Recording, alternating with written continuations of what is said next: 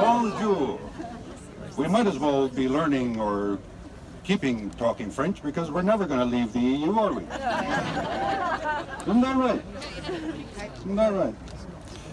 But we should also speak a common language called conservation. And unfortunately, we don't speak that language yet. Some of us do, but a lot of others don't. And that is very unfortunate because we must all learn it. And like Bella, let's hope that the next generation will learn it, and maybe that'll be a little bit too late for a lot of species. So the other thing that we have to consider is that whether or not we consider wildlife as a global resource. Does it belong to all of us, or does it belong to the countries in which it occurs? And unless that changes, unless that concept changes, we are sort of stuck. So today we march for hope. And what has been achieved since the last march? Well, we've done better than Theresa May, haven't we? The UK now has the Ivory Act. Now, that was celebrated by a lot of people, but be careful, read the fine print, because it's not quite what we think it is. You can still import ivory, and you can still export ivory, as long as you don't plan to sell it. So a trophy hunter can still bring tusks into the UK, no problem. All they need is a CITES permit. Now, meanwhile, we have Botswana. They are considering bringing back trophy hunting. And they're thinking about it very strongly. So a country that banned trophy hunting under one president, now the interim president, the next guy, says, well, maybe we should bring it back. And they even want to cull elephants.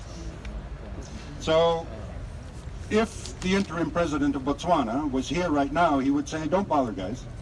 Don't burn your shoe leather protesting against elephant trophy hunting, because it is coming back, because these elephants belong to us and not to you. And that is a situation that we have to change. That is where we have to get a concept of this global ownership of wildlife. And along those lines, the CITES meeting next month, yay, another jamboree.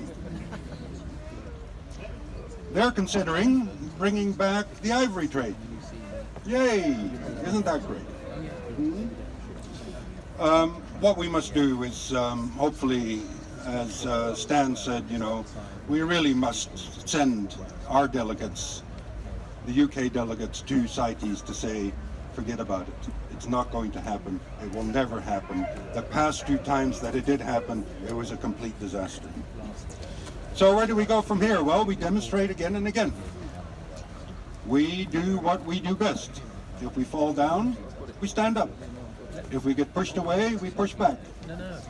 If Botswana says they want to hunt elephants, we use our shoe leather not to go to Botswana. We say, fine, you do what you want, but we're not coming to see you in your country anymore. Botswana is very heavily dependent on tourism. Something like 15% of their GDP comes from tourism. The rest from diamonds, so you should also not buy Botswana diamonds.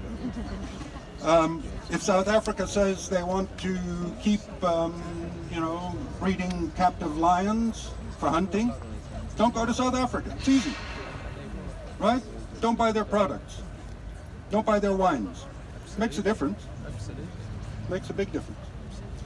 And if politicians ignore us, well, we just keep knocking at their door.